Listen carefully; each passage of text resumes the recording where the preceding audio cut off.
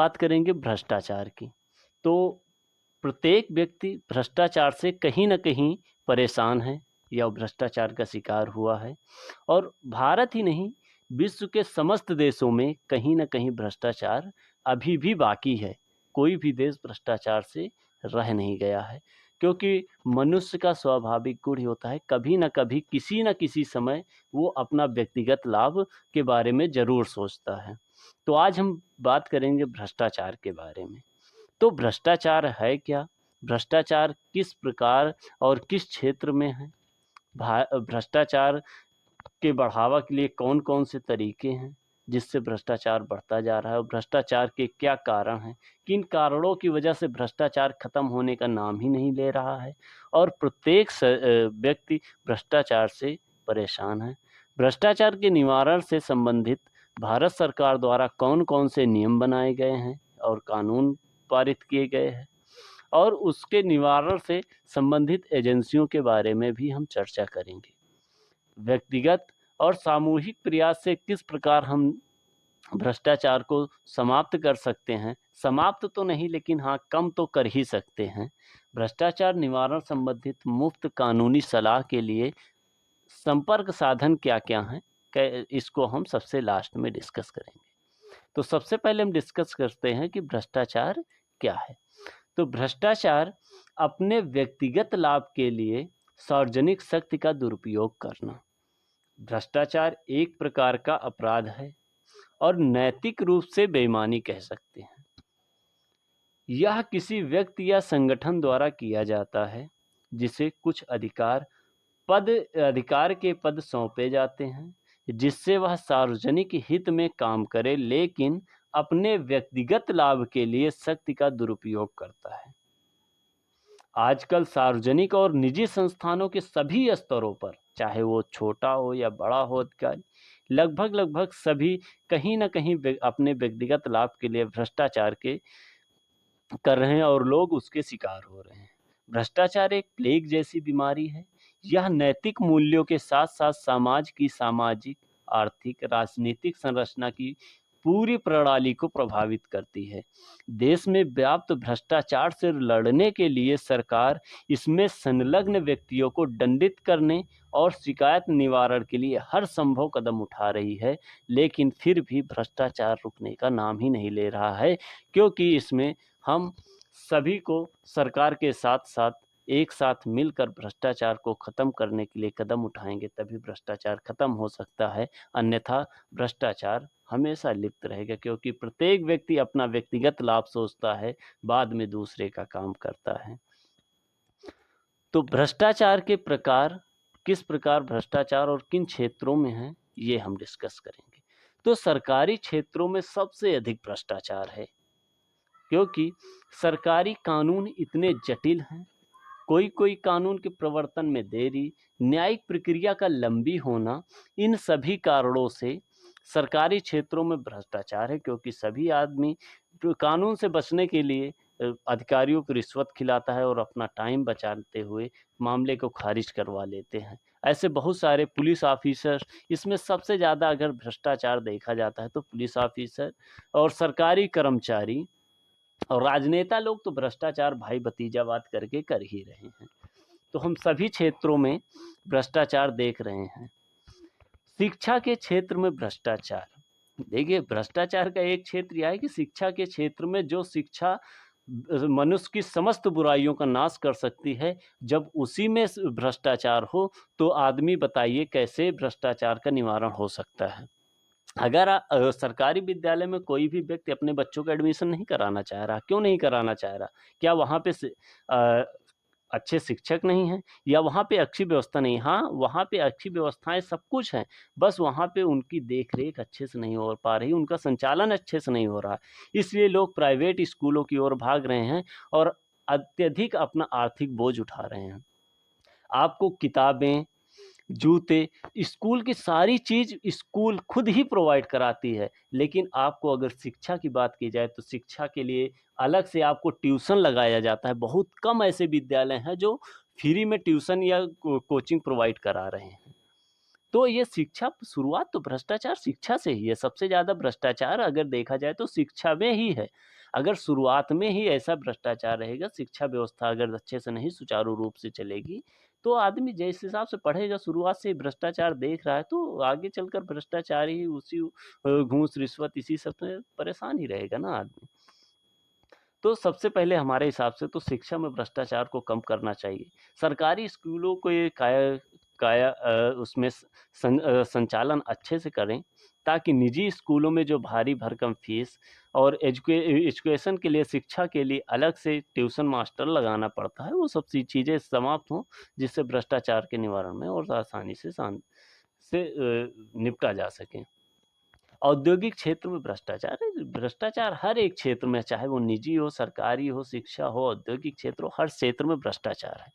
हर कोई औद्योगिक क्षेत्र में भ्रष्टाचार हो भी क्यों ना, क्योंकि तरह इतने ज़्यादा टैक्स लगा दिए गए, इतनी ज़्यादा कानूनी पाबंदियाँ हो चुकी हैं कि वो जो उसके कंपनी के संचालक होते हैं उद्योगों के, वो अधिकतम लाभ के लिए कहीं न कहीं वो अधिकतम लाभ ही कमाना चाह रहे हैं, बस और कुछ नहीं। उनको अपना सार्वजनिक हित कोई मतलब नहीं है, बस उनको अपना व्यक्तिगत लाभ है, उनको केवल फ़ायदा चाहिए बस।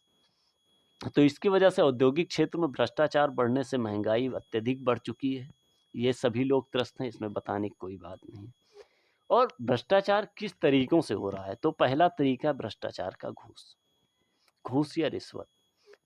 घूस और रिश्वत लेना भारतीय दंड संहिता, अब तो भारतीय न्याय संहिता 2023 के तहत इसको एक प्रकार का अपराध भी, बहुत ही बड़ा अपराध माना गया है कि घूस, अगर कोई भी अधिकारी रिश्वत लेता है या मांगता है, तो आप सीधे एंटी करप्शन एसीबी में आप सीधा उस पे संपर्क कर सकते हैं। उनका हेल्पलाइन नंबर भी है, उसको हम लास्ट में डिस्कस करेंगे। अगर आप एंटी करप्शन से बारे में कोई भी वीडियो चाहते हैं, तो आप कमेंट में बताएं, हम उसके बारे में भी ज़रूर वीडियो बनाएंगे। तो भ्रष्टाचार का सबसे बड़ा तरीका है घूस और रिश्वत। आपको हर एक क्षेत्र में बगैर घूस दिए अब तो काम ही नहीं हो रहे हैं। आप किसी भी क्षेत्र में चले जाओ, हाँ, फाइल ऊपर से जाती है बस, या इधर से इस ऑफिस, इस टेबल से उस टेबल, उस टेबल से उस टेबल, लगातार फाइल बढ़ती रहती है, काम नहीं होता। लेकिन वहीं पे अगर कोई उसके साथ में नोट की गड्डी पकड़ा दो, काम हो जा रहा आसानी से। और जनता इसमें पूरी तरह से परेशान है, क्योंकि बड़े आदमियों को इसकी ज़रूरत है नहीं, वो तो डायरेक्ट काम करवा ले रहे हैं पैसे की दम पर। इसमें और छोटे आर्थिक रूप से जो कमज़ोर है, वो काम करवाने से ही डर रहे हैं। सबसे ज़्यादा इसमें मध्यम वर्ग त्रस्त है। घूस रिश्वत बगैर हर एक क्षेत्र में, बगैर इसका काम ही नहीं हो रहा। अगला तरीका है, अगर आप कहीं पर भी किसी भी ऑफिस में जाएँ, तो आपको टेबल के नीचे से या टेबल के पीछे से या आदमी के पीछे से या आदमी की जेब में या गाड़ी के पीछे से या गाड़ी के नीचे, आपको हर एक क्षेत्र में पैसा देना ही पड़ेगा। देना ही पड़ रहा है, क्या करें? क्योंकि इनका व्यक्तिगत लाभ हो चुका है, वो भ्रष्ट हो चुके हैं अधिकारी सारे। इसके लिए हम सभी बच सकते हैं, बस उसके लिए कुछ अपने खुद के कदम उठाने चाहिए। अब आपको कोई भी फाइल टेबल के ऊपर रख रहे हो, इधर जा रही उधर जा रही, काम नहीं हो रहा, नीचे से एक गड्डी पकड़ाओ, काम आसानी से हो जा रहा। वो अभी तक तो ये नो नो करेगा, लेकिन जैसे ही नीचे से दो बोले यस करो, हाँ करके निकल जाओ, बस काम हो गया। और भ्रष्टाचार का एक आजकल जो सबसे बड़ा कारण हो चुका है, भाई भतीजावाद, ये पक्षपात हो रहा है, बहुत ज़्यादा पक्षपात हो रहा है। अभी एक सिविल देखा जाए तो नेता नगरी में सबसे ज़्यादा, राजनीतिक क्षेत्र में भाई भतीजावाद सबसे ज़्यादा है। और पक्षपात हो भी क्यों ना, अगर कोई अधिकारी के पास काम आता है, तो भाई भतीजावाद उसमें सबसे ज़्यादा प्रभावित हो रहे हैं। इससे क्या है कि जो योग्य व्यक्ति हैं वो पीछे जा रहे हैं, और जो एक सफल हो चुके व्यक्ति के सगे संबंधी और उसके रिश्तेदार नातेदार आसानी से हो जा रहे हैं। ऐसा क्यों? ये भी तो एक भ्रष्टाचार है, इसको भी समाप्त होना चाहिए। दूसरा है शैक्षिक भ्रष्टाचार, इसको हम पहले से डिस्कस कर चुके हैं। शिक्षा में किस प्रकार से भ्रष्टाचार, किन तरीकों से शिक्षा में किन तरीकों से भ्रष्टाचार हो रहा है। निजी स्कूलों में आपको सरकारी स्कूल में अच्छे से शिक्षा व्यवस्था के लिए नहीं मिल पा रही, जबकि योग्य टीचर वहाँ पर भी हैं। क्योंकि वहाँ पर संचालन उनका सही से नहीं हो रहा है, इसलिए लोग निजी स्कूलों की ओर भाग रहे हैं। लेकिन निजी स्कूलों में इतना ज़्यादा आर्थिक बोझ हो रहा है कि आदमी उसको सहन नहीं कर पा रहा। फिर उसके बाद चुनावी भ्रष्टाचार। भ्रष्टाचार का एक तरीका तो जड़ तो यही है, चुनावी जो राजनीति, अगर नेता लोग ही तो सबसे ज़्यादा भ्रष्टाचार कर रहे हैं। भ्रष्टाचार सबसे ज़्यादा नेता लोग ही कर रहे हैं मेरे हिसाब से तो। अगर भ्रष्टाचार नेता लोग नहीं करते, तो चुनाव में जो धांधलियाँ हो रही है, कैसे हो रही है? सब कुछ भ्रष्टाचार के से लड़ा जा सकता है। बस नेताओं को अगर निष्पक्ष हो, अनपढ़ लोग बन जा रहे हैं वहाँ पे, बस आदमियों को पैसा खिला के चले जा रहे हैं, निष्पक्ष चुनाव ही नहीं हो पा रहे। चुनाव आयोग पूरा अपना प्रयास करती है, लेकिन गांव में कुछ ऐसे होते हैं कि बगैर दारू के दारू वारू पिला दो उनको और आसानी से वोट एक रात में बदल जाते हैं मौसम। ऐसा थोड़ी है, ये भ्रष्टाचार ही है। तो अगर ये आपको पैसे खिला के अगर चुनाव जीत रहे हैं तो कैसे है? आपके लिए काम करेंगे, अपना पैसा कमाएंगे। तो चुनावी भ्रष्टाचार को खत्म करने के लिए चुनाव आयोग पूरा प्रयास कर रही है। बस हम लोगों को एक अच्छा नेता चुनना है, जो हमारे लिए काम करे, जो थोड़ा पढ़ा लिखा हो। ऐसा नहीं जो आपको पैसे के बल पर आपको या डरा के धमका के जीत जाए। तो चुनावी भ्रष्टाचार से आगे यही लोग आगे जाके भारत के लिए नियम और कानून बनाते हैं। जब यही नहीं सही होंगे, भ्रष्टाचार से लिप्त होंगे, तो कानून कैसा बनाएंगे? ये आप खुद ही सोच सकते हैं। तो भ्रष्टाचार के कारण क्या है? किन कारणों से भ्रष्टाचार अत्यधिक फैला?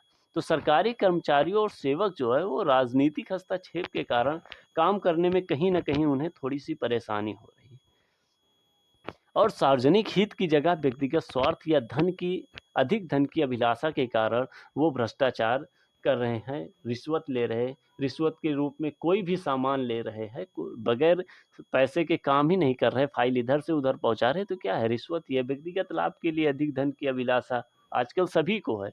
तो इस कारण भ्रष्टाचार दिनों दिन बढ़ता ही जा रहा है, और प्रशासनिक कार्रवाई में देरी होती है। आजकल आदमियों को समय कहाँ है? वो तो बस 100 की पत्ती पकड़ा कर निकलना चाह रहे हैं, समय बचा रहे। तो उनको भी रिश्वत अधिकतर आम आदमी ही तो फैला रहे हैं अपने समय की, क्योंकि प्रशासनिक कार्रवाइयों में देरी होती है। आदमी को उतना समय नहीं होता, जितने का तो केस नहीं होता, उससे ज़्यादा उसमें खर्चा हो जा रहा है।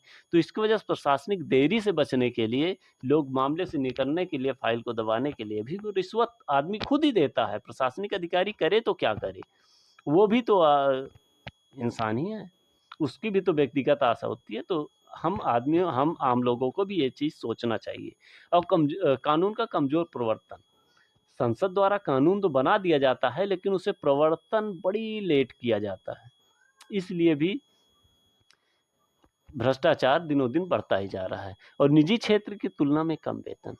सार्वजनिक अधिकारी जो सरकारी कर्मचारी होते हैं, अगर उन्हें देखा जाए तो निजी क्षेत्र के तुलना में कम वेतन मिलता है। इसलिए उनकी ज़रूरतें महंगाई के साथ बढ़ रही हैं, और ज़रूरतों को पूरा करने के लिए उनके अंदर कहीं न कहीं व्यक्तिगत स्वार्थ आ जाता है, जिसके कारण वे भ्रष्टाचारी बन जाते हैं, और बगैर रिश्वत के काम ही नहीं करना चाह रहे हैं। लंबी न्यायिक प्रक्रिया।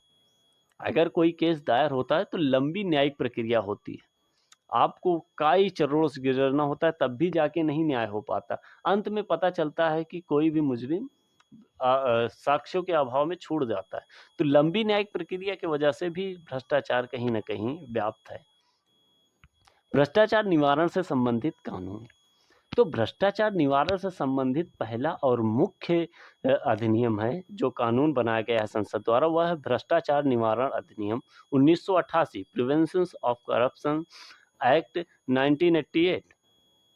इसमें भ्रष्टाचार निवारण संबंधित प्रमुख कानून हैं, और लोक सेवकों द्वारा किए गए भ्रष्टाचार के संबंध में दंड का प्रावधान है। यदि कोई लोक सेवक या अधिकारी भ्रष्टाचार से संबंधित कोई काम करता है तो उसके लिए दंड का प्रावधान किया गया है। और रिश्वत लेना अपराधीकरण है। इसमें ये कहा गया है, इसमें ये प्रावधान किया गया है कि रिश्वत लेना अपराधीकरण है, ना कि देना। और मामले की सुनवाई विशेष न्यायाधीशों द्वारा की जाती है। जब किसी लोक सेवक पर भ्रष्टाचार के आरोप लगाए जाते हैं तो उन मामलों की सुनवाई केंद्र सरकार या राज्य सरकार द्वारा नियुक्त विशेष न्यायाधीशों द्वारा किया जाता है। 2018 में संशोधन द्वारा लोक सेवक के खिलाफ मुकदमा चलाने के मामले में उपयुक्त सरकार की मंजूरी आवश्यक होती है। जिस अधिकारी लोक सेवक के खिलाफ मुकदमा चलाया जाता है या मामला न्यायालय में लाया जाता है, उस अधिकारी को जिसने नियुक्त किया है, यदि वो राज्य सरकार का लोक सेवक है या केंद्र सरकार का लोक सेवक है, तो लोक सेवक केंद्र सरकार का है तो केंद्र सरकार से मंजूरी, यदि राज्य सरकार का है तो राज्य सरकार से मंजूरी लेना आवश्यक हो जाता है। दूसरा है धन शोधन निवारण अधिनियम। धन शोधन निवारण अधिनियम मनी लॉन्ड्रिंग के घटनाओं को रोकने के लिए लाया गया था और इसमें अपराधों की आय के उपयोग को प्रतिबंधित करता है। और अगर कोई भी व्यक्ति अपराधों की आय के उपयोग से लिप्त है और उसमें दोषी पाया जाता है तो उसको 10 साल तक की कैद और आरोपी की संपत्ति को कुर्क किया जाता है। कुर्की के बारे में अगर आप वीडियो देखना चाहते हैं तो आप कमेंट करके बताएं, हम वीडियो उस पर और अवश्य बनाएंगे और कुर्की को बेहतरीन तरीके से समझाएंगे। कंपनी अधिनियम, देखिए कंपनी अधिनियम के अंतर्गत भी भ्रष्टाचार निवारण के प्रावधान किए गए हैं। कारपोरेट प्रशासन और क्षेत्र में भ्रष्टाचार और धोखाधड़ी की रोकथाम का प्रावधान कंपनी अधिनियम के अंतर्गत किया गया है और धोखाधड़ी शब्द की व्यापक परिभाषा कंपनी अधिनियम में दिया गया है।